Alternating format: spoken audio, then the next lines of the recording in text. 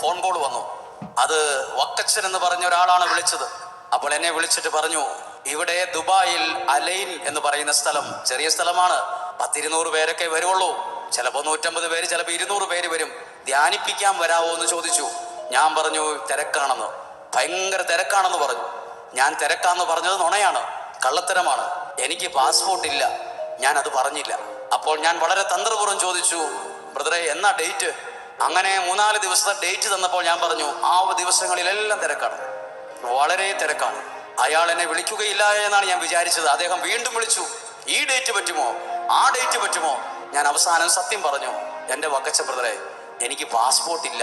അപ്പോൾ അയാൾ തിരിച്ചു പറഞ്ഞു, നുണ പറയല്ലോ, എന്നോട് പലരും പാസ്പോർട്ടൊക്കെ എടുക്കാൻ പറഞ്ഞതാ, പക്ഷെ ഞാൻ എടുക്കാൻ പോയില്ല. അതെനിക്കൊരു കൂനുള്ളത് കൊണ്ടാണ് പോകാഞ്ഞത്. ഏത് കൂന്? 10ാം ക്ലാസ്സിൽ എഴുതിയ പരീക്ഷയ്ക്ക് തോറ്റ സർട്ടിഫിക്കറ്റാണ് എൻ്റെ കയ്യിലിരിക്കുന്നത്. 2ാമത് എഴുതിയാണ് ജയിച്ചത്. ജയിച്ച ഭാഗം അപ്പുറത്തെ സൈഡിലാണ്, നോക്കുമ്പോഴേ കാണുന്നത് ഇയാൾ തോറ്റു എന്നാണ്. അതുകൊണ്ട് എനിക്ക് ഈ പാസ്പോർട്ട് ഓഫീസിൽ ഈ സർട്ടിഫിക്കറ്റുമായി പോവുക എന്നുള്ളത് എന്നെ സംബന്ധിച്ചൊരു നാണക്കേട്. അയ്യോ എൻ്റെ അച്ഛൻ, ഒരാഴ്ച കൊണ്ട് കിട്ടുന്ന കാര്യമല്ലേ ഇത്? കൊടുത്താൽ 5 ദിവസം കഴിയുമ്പോൾ പെട്ടെന്ന് കിട്ടും, ഫാസ്റ്റായിട്ട് കിട്ടും, ഇന്ന് ഒരുപാട് എളുപ്പമാണത്. ഒന്ന് പോയി എടുക്കാൻ പാടില്ലേ. അങ്ങനെയാണ് ഞാൻ പാസ്പോർട്ട് ഓഫീസിൽ പോകാൻ തീരുമാനിച്ചത്, കോഴിക്കോട്. ഞാൻ ഒരു പ്രാർത്ഥന പ്രാർത്ഥിച്ചുകൊണ്ടാണ് പോയത്. ആ പ്രാർത്ഥന ദൈവം കേട്ടുമില്ല.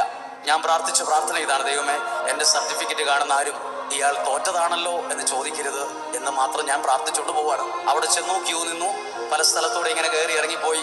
ഒരു 50-ഉം 55-നും വയസ്സിന് പ്രായമുള്ള ഒരു സഹോദരി, ഒരു അമ്മ അവിടെ ഒരു ക്യാബിലുണ്ട്. എന്നോടൊരു ചോദ്യം, തോറ്റ നിങ്ങൾക്ക് എന്തിനാണ് പാസ്പോർട്ടെന്ന്? ഞാൻ പറഞ്ഞു, ഞാൻ ജയിച്ചിട്ടുണ്ട് മാഡം, അതിനപ്പുറവശത്താണ്. അല്ല, നിങ്ങൾ എവിടെ പോകാനാണ്? നിങ്ങൾക്ക് എൻ്റെ പേര് മാത്യു എന്നേ അറിയത്തുള്ളൂ, എൻ്റെ ഒറിജിനൽ പേര് അതല്ല. സർട്ടിഫിക്കറ്റിലും ആധാറിലൊക്കെ മിസ്റ്റർ എന്നാണ് എഴുതിയിരിക്കുന്നത്. ഞാനൊരു വൈദികനാണെന്ന തെളിവ് എൻ്റെ ഔദ്യോഗിക രേഖകളിലൊന്നുമില്ല. അവരെന്നോട് ചോദിച്ചു, നിങ്ങൾക്ക് എവിടെ പോകാനാണ്? ഞാൻ അന്നേരം എൻ്റെ വായിൽ വരുന്ന വേറൊരു നുണ പറഞ്ഞു. ഞാൻ പറഞ്ഞു, എനിക്ക് ദുബായിൽ ഒരു സൂപ്പർ മാർക്കറ്റിൽ ഒരു ജോലി കിട്ടുന്നുണ്ട്. എന്തായാലും അവർ ചിരിച്ചു, പക്ഷേ എനിക്കത് വലിയ ദുഃഖമായിരുന്നു, ഭയങ്കര മാനസിക ബുദ്ധിമുട്ട്. എന്തായാലും അങ്ങനെയാണ് എനിക്ക് പാസ്പോർട്ട് പോലും കിട്ടിയത്.